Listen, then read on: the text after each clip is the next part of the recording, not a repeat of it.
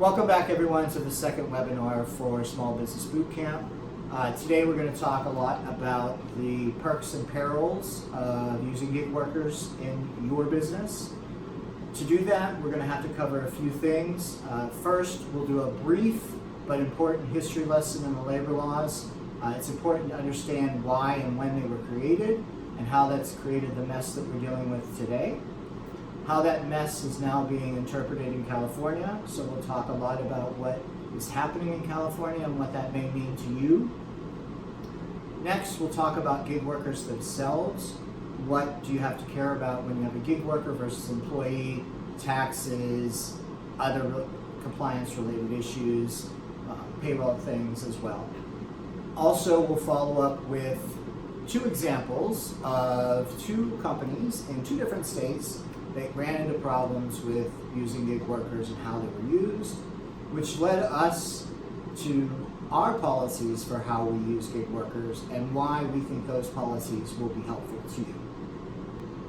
All right, so I promised the history lesson will be brief, and I will stay to that promise. There's only a couple acts that we need to talk about that are really important when talking about how workers are classified and what that means to us today. The first is the Fair Labor Standards Act. It was created in 1938 as part of Franklin Roosevelt's New Deal.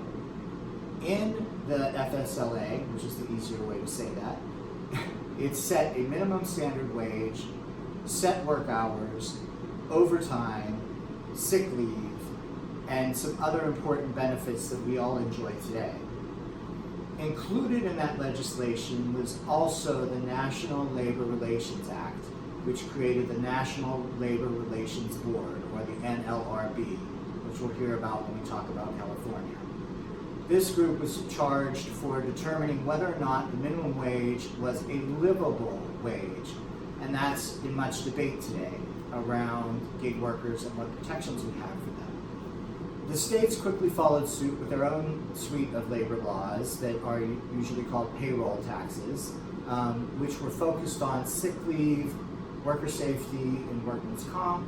They also talk about paid leave, maternity leave, which was later added, it wasn't part of the original, and other benefits such as that. And there are three classifications of workers. The first classification is an exempt employee. That means this employee is a salaried employee and exempt from overtime. A non-exempt employee is an hourly employee that after which the maximum week hours, which is now 40, is achieved. You must pay them time and a half. Third, which included independent contractors, home workers, and agricultural workers, were never covered by the original labor laws from 1938. All right, so now we're going to talk about California. California and Uber. Yes, Uber. It's the quintessential case for independent contractors and why this has become such a big deal. Uber is essentially arguing that the drivers are inessential to their business model.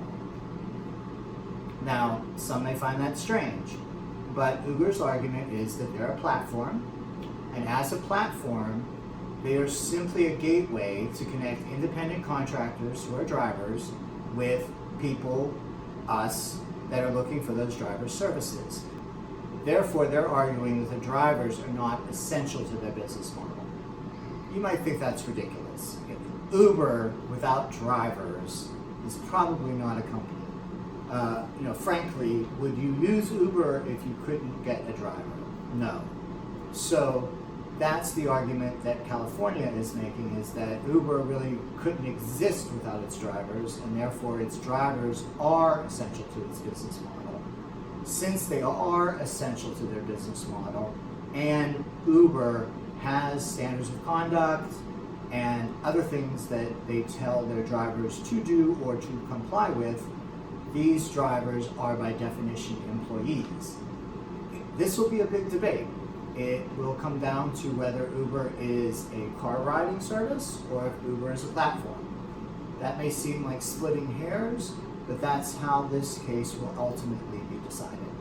California took the initiative to create a new law which created protections for independent contractors. So what does that mean to you? Well, if you're not from California, probably nothing. But it does start to change the dialogue about gig workers and the role that they play in today's workforce and what that role should be.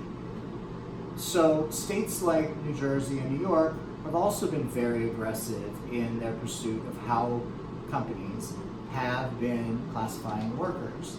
And the examples we're going to show you are, one comes from New Jersey and the other one comes from New York. Our first example comes from New Jersey, and it's an example where the classification of workers and how you classify your workers can have significant consequences. This agency had already passed a federal audit where they looked at how they were classifying the workers. And that federal audit they passed, and according to the US and the federal government, they were fine. However, the state of New Jersey disagreed. The state of New Jersey disagreed because the state of New Jersey has a little bit more at stake in this process than the government does, or the federal government does. From a federal government perspective, all taxes are paid. So Medicare, Medicaid, all your income taxes are the responsibility of the independent contractor. However, independent contractors are exempt from state payroll taxes.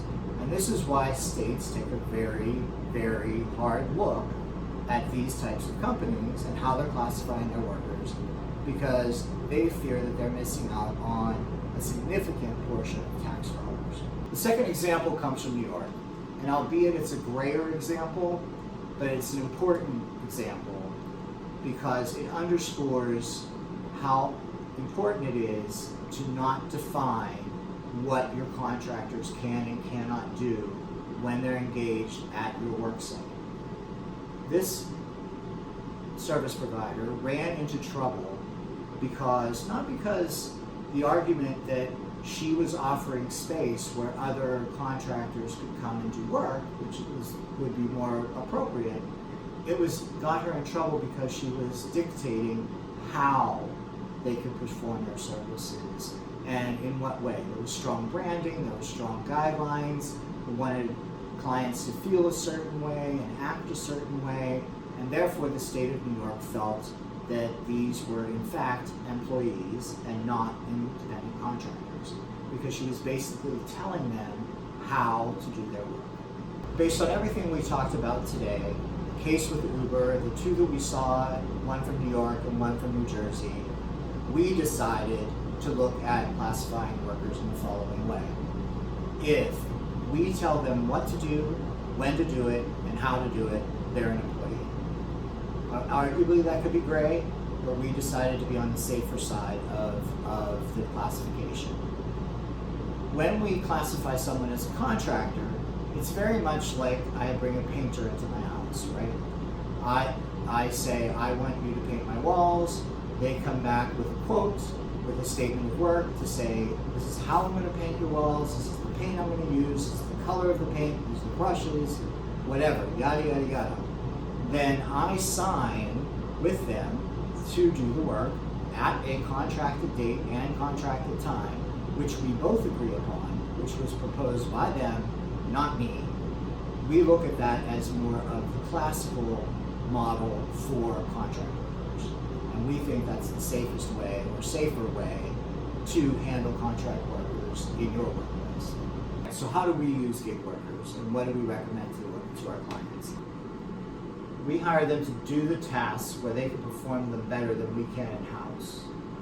Second, we hire them only for specific reasons, requiring a statement of work, or an SOW, a signed contract, and clear terms.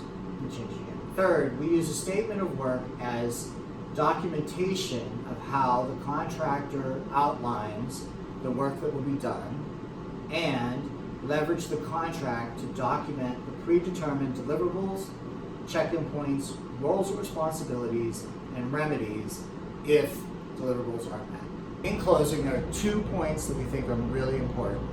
One, gig workers are not, underscore not, employees. If you treat them as such, you open yourself up to some very nasty consequences. On the other hand, gig employees can be your best friend if you use them properly. Thanks for joining us for our second webinar in the Small Business Bootcamp series. Please stay tuned for next month's webinar, Planning for Growth. We look forward to seeing you next time. Bye for now.